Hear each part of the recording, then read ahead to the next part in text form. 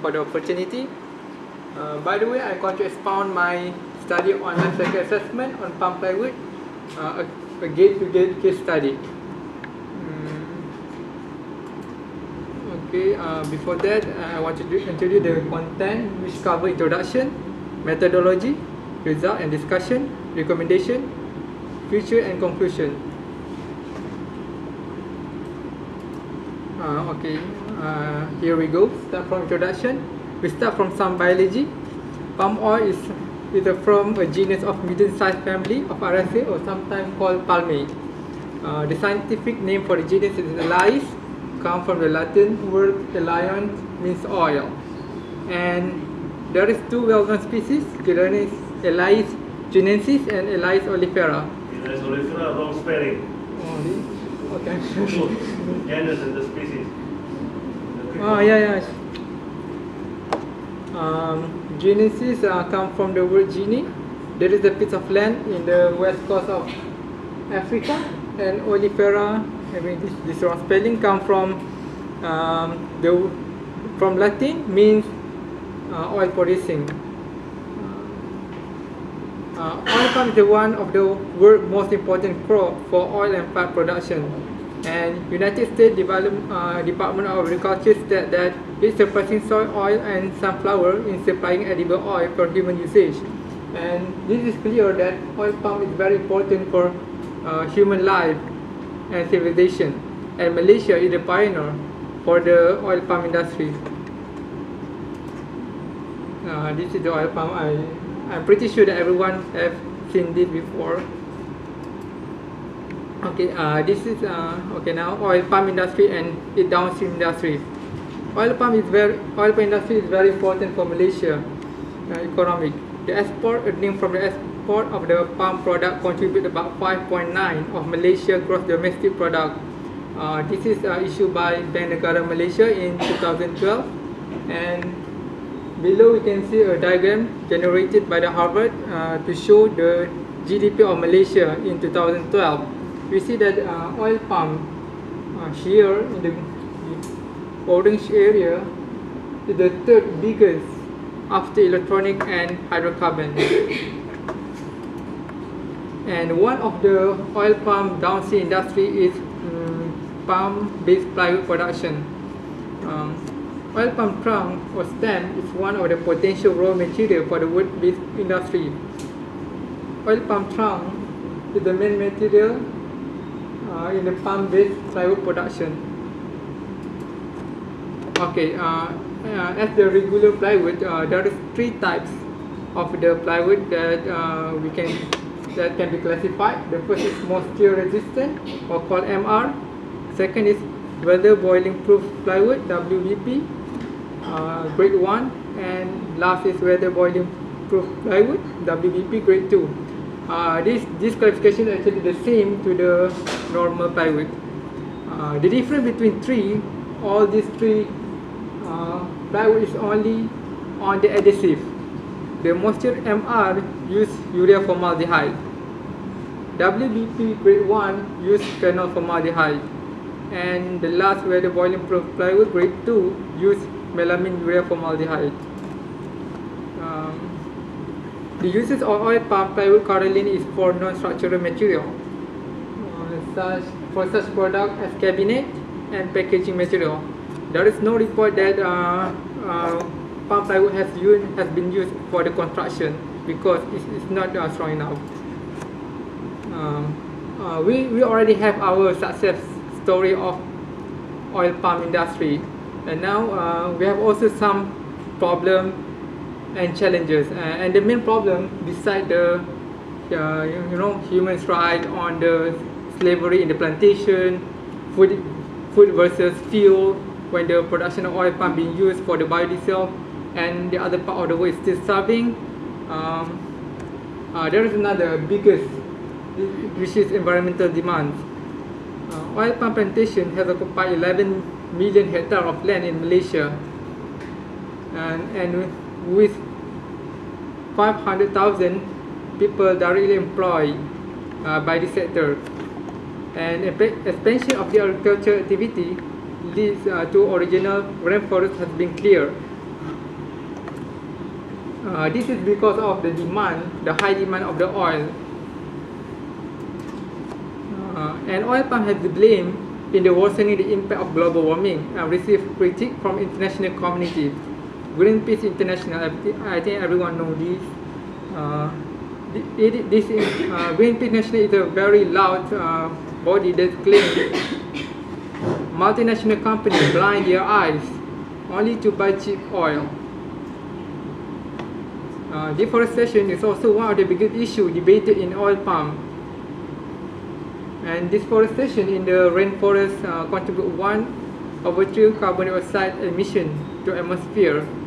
This is issued by Intergovernmental Panel for Climate Change in 2008.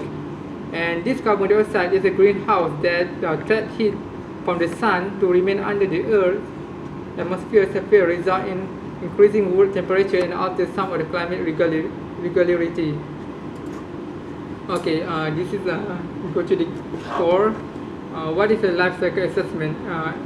As the Prof. Latif said before, actually this is more than enough. I can tell you, he told you everything, including the result. Actually, life cycle assessment is something like you go through the life cycle from it was born until it died, and then it come back, and you see what has been used to produce it and what has it left for you. And from the input and output, you try to find which of them will impact the environment, and from that you can try you try to improve something. It's something like that. It's something like you try to assess the existence of a product or service based on the input and output. Okay, there is two main stages in life cycle assessment. The first is life cycle inventory, and the second is life cycle impact assessment. Life cycle LCA has been used to assess the production of oil palm seedling, oil palm fresh fruit bunch, and crude palm oil. All the palm product have been done. This component. Okay, now the LCA has been applied to the production of oil palm plywood in the downstream industry. Okay, this is the methodology. This study covers gate to gate. That means from the production until from the oil palm trunk has been fell down and bring to the truck until 1 meter of plywood finished and be packaged. That's why we call it gate to gate. It's not cover the whole life of plywood. It's only the production stage. This software contain United. We use Sigma Pro 7.1 for the analysis, and this software contain United States and European database on the wide variety material. And the methodology selected from this software is Eco Indicator 99. That's developed by GoScope and SpinSmart in 1999. Okay, before start do the analysis and everything, the first stage of LCA is to define the scope and goal. The goal of this study is to identify and assess the environmental impact associated with the production of palm plywood and evaluate implement opportunity to affect environmental improvement in the manufacturing process at the plywood plant. So the scope of time is now. That means valid until there is no new method being used in the plant. When there is a new method being used, this research is not relevant anymore. And the region is Peninsula Malaysia. It only covers this region. System boundary. Because we are trying to assess a production of something that relate to the other supply chain. Supply chain is a very complicated and interrelated. To make one meter of plywood is not only, it just exists from the surrounding. It needs oil, production of oil. It needs the production of metal, many chemical. So to make it easy to assess, we need to set a border Okay, we want to focus in this border. Okay, that's made the study is more easier and it's more relevant to be interpreted later. Okay. See here, this is the system, not exactly system boundary. We call it the flow chart. Here inside, we start from the oil pump, put into the truck, and including transportation, go to the factory. Arrive in the factory, we'll go to the debarking process, and then peeling to produce vinyl, and then clipping, and then drying using a kind of a machine. Then compositing and gluing. Compositing and gluing is actually the same process where you apply the glue and store it to become a thick plywood. After you got the plywood, go to the kind of machine again, and pressure be applied at the room temperature. We call this process cool pressing, and then again go for another pressing, but with higher temperature. We call hot pressing. Okay, now we got the plywood, the real plywood. We can use it, but they want to make it look more beautiful, so they sand it and glue the face back with the tropical vinyl to make it look better. And lastly, finishing and sizing and cut it into desirable size. And last, packaging.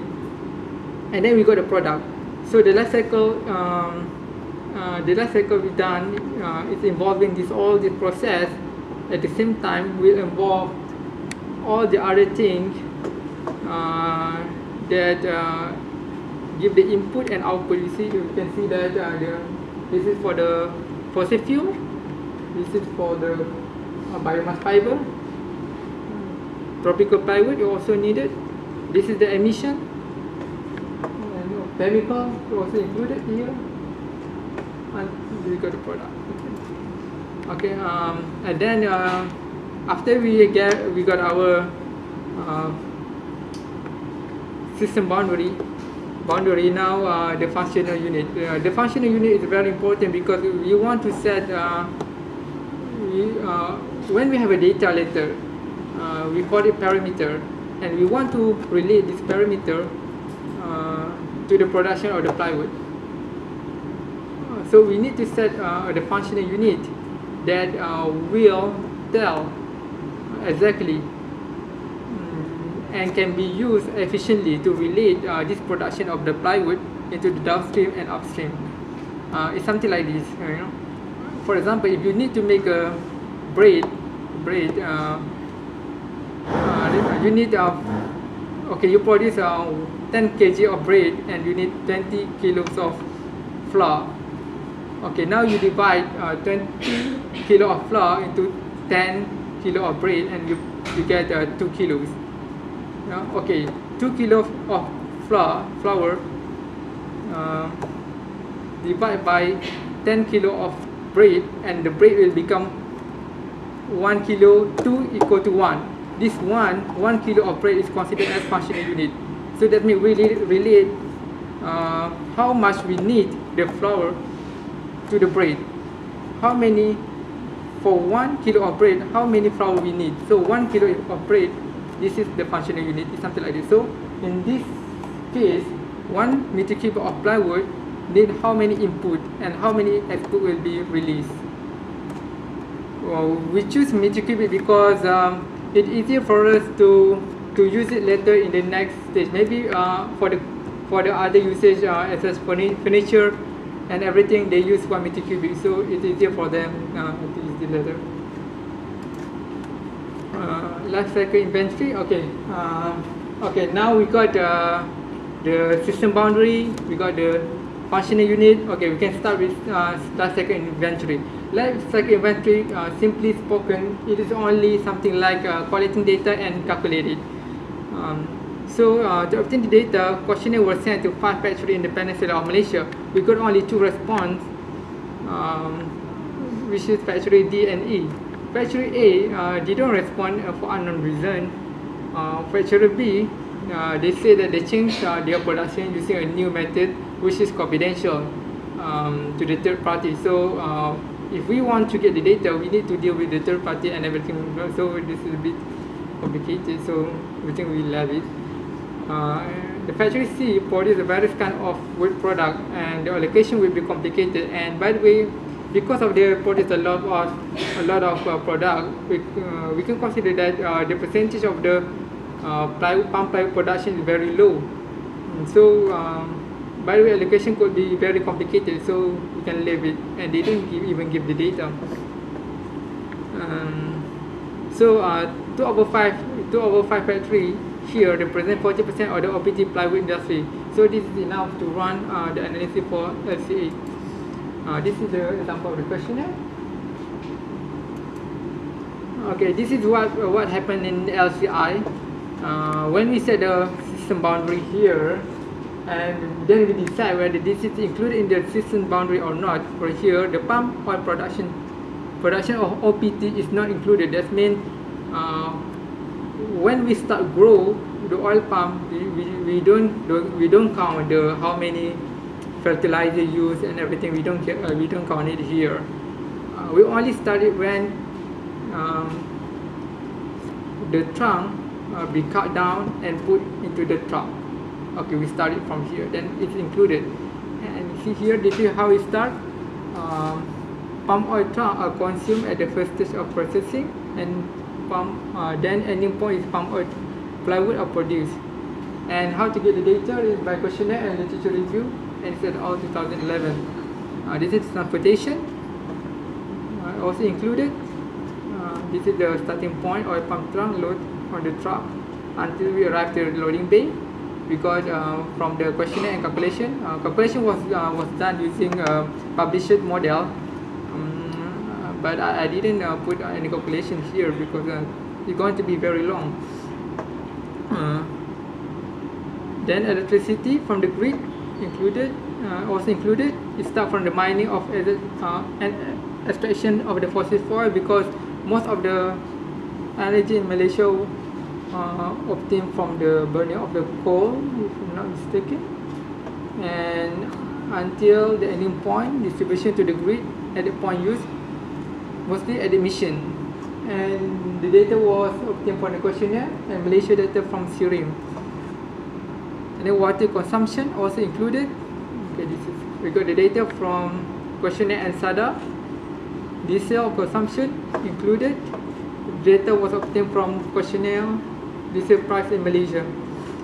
Urea formaldehyde also included. All urea phenolformaldehyde, melamine powder, everything. This is what we call the parameter. We try to relate all these parameters with the how much we need all of these parameters to produce 1 meter cubic plywood.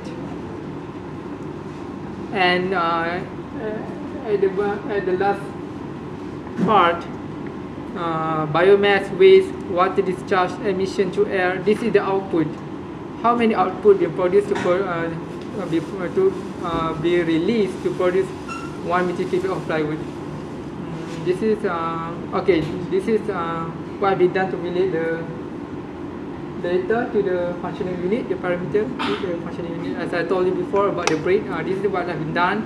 This is the sum and be divided by the production. So we got the value for every 1 meter cubic of plywood. Okay, then we go to the impact life cycle impact assessment, LCA. This should be not very difficult because we only use software. We use Simapro 7.1, and the methodology chosen was Eco Indicator 99, developed by Goscope and Spencer in 1999 in Netherlands.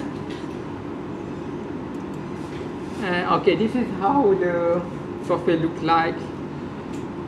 Okay, we put on, this is the parameter, this is the input, output here, something. Okay, then run it. Okay, then. Okay, this is the result for the LCI. Okay, when you get the result for the LCI first, we cannot really interpret anything because we only know that how much is used, how much it will release, that's all. and usually the LCR result is only more usable to the in the economics, you know, because they want to know how much we use, how much, so we can save this, we can put this more to make it stronger, something like that. And then before we see the software and then analysis it, and then voila, we got this graph. There is a lot of stages in the LCIA actually, but in this presentation I only include characterization and weighting, because characterization and weighting is the most important. Characterization is the compulsory step in ISO. But when you look at the characterization, we cannot make an interpretation on the what impact should we care on. Okay, we see here that, okay, we can see here. Characterization is something like, for example, I say that if the production of plywood produces carbon dioxide, and we should put this carbon dioxide into what kind of character, whether this is cause carcinogen, or respiration or inorganic, or something. So maybe we can say that this carbon dioxide cause climate change or global warming. So we put it here. This is, for example, this is what has been done for the characterization. Okay, here this is carcinogen, this is respiration organic, this is respiration inorganic, this is climate change, this is radiation, this is ozone layer depletion, this is ecotoxicity, this is acidification, this is land use. In this study, land use is not included. This is mineral depletion, and this is fossil fuel depletion. Okay, from the graph we can see the most obvious bar is the green one. See the green one, very obvious here, and see, but we cannot conclude anything yet. What we can see here, most of the carcinogenic effect was caused by the usage of the urea formaldehyde here. As the Prof. said before, it is adhesive. And here in the respiration organic, we can see that yellow is more obvious. This is for the transportation. This is in organic respiration, also transportation. Here we got also urea formaldehyde. Oh, this is electricity. And here urea formaldehyde, urea formaldehyde, urea formaldehyde, urea formaldehyde. Yes, you know, urea formaldehyde and urea formaldehyde. So we can conclude that most of the effect might be caused by urea formaldehyde. Might be. We cannot say it yet because this is only characterization. But then we look at the weighting, and now this is sure that urea formaldehyde caused the big effect on the fossil depletion. And now we know that production of plywood cause the fossil depletion more than anything, and this is because of we use urea formaldehyde. And this is for the fuel depletion. And the second is respiration inorganic, caused by transportation, and then climate change. Okay, this is for MR. Forgot to say. Okay, this is for the WBPG grade 1. We also got almost the same pattern here. You know, we see that this is, but here it's not urea. Here is phenylformaldehyde. See, this is also adhesive. And then we got transportation here. Okay, we see the weighting. Okay, we get the sum, the same. Sorry, the same. We got the same. See, this is phenylformaldehyde, formaldehyde, and also transportation here. Okay, this is for the grade 1 WBP, and then we got the characterization for WBP grade 2. The same pattern, but this time is melamine urea formaldehyde. The green bar here is very obvious, and then the yellow one. Okay, go to weighting, and also we get the same. In LCA, if you get the same thing, it means that you are almost correct. Okay, see here, Okay, by the way, weighting is the most controversial step in LCA because we try to put some value on the effect. We cannot know that how could a global warming cause more effect than inorganic respiration, but we just need to put some value on that, and that's not my job because it's been designed to the software. Okay, this is the result comparison. Okay, so here is characterization for the whole plywood. The green one is MR, the yellow one is WBP grade 2, and the red is WBP grade 3. We see that carcinogen effect mostly see has a high effect on this, WP grade 2 is more carcinogenic than other plywood. And then you see this, okay, it's the same. You only know which effect more, that's all. We cannot interpret more about the environmental impact. Okay, here after do weighting, then we can say something about it. We can say that all plywood cause fossil depletion, and then respiration inorganic, then climate change. Okay, the impact we call it hotspot. For the production of MR, WBP grade 1 and WBP grade 2 palm plywood, and the weather result using Eco Indicator 99 show that following impact are being the most significant in descending order. Okay, we found that depletion of fossil fuel is very obvious, and then followed by respiration inorganic and climate change. The impact category of fossil fuel, respiration inorganic, and climate change originate from the production of adhesive urea formaldehyde and the lorry operation. These two stages of production, the usage of the adhesive and the transportation of the oil palm trunk cause the most impact. Okay, recommendation, future and conclusion. For the recommendation, maybe you can use more environmental friendly adhesives such as adhesive from pyrolysis oil or lignin, but more research need to be done because we don't know whether this I'm not the one doing the pyrolysis oil or lignin, so maybe the strength and everything, the properties should be considered before we start using this kind of, and also the cost. The second we can do is establishing OPT oil palm trunk collecting center or developing oil palm integrated industrial zone to make the distance more near, so the transportation can be reduced.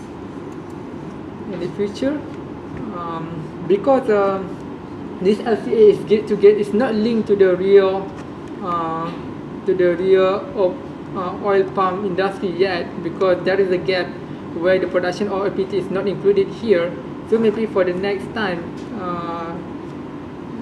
the trunk can be included. The production of trunk can be included. When we include the trunk, then we can compare to the production of the tropical plywood. We exclude the production of OPT trunk here because we don't want the land use be included, because I'm not sure why, but that's what I have been advised. Maybe they said this is take too long time because you need to consider the fertilizer and everything. So okay, let it. Okay, they decide for me. Then LCA, maybe you can do LCA on adhesive for lignin and pyrolysis to make sure that when we replace this adhesive with this thing of lignin and pyrolysis oil adhesive, it also good in environmental performance. Conclusion. From the study, the use of adhesive and transportation are more significant impact in palm oil production. All recommendations should be considered to improve environmental performance of oil palm industry. Okay, gracias. Thank you. That's all.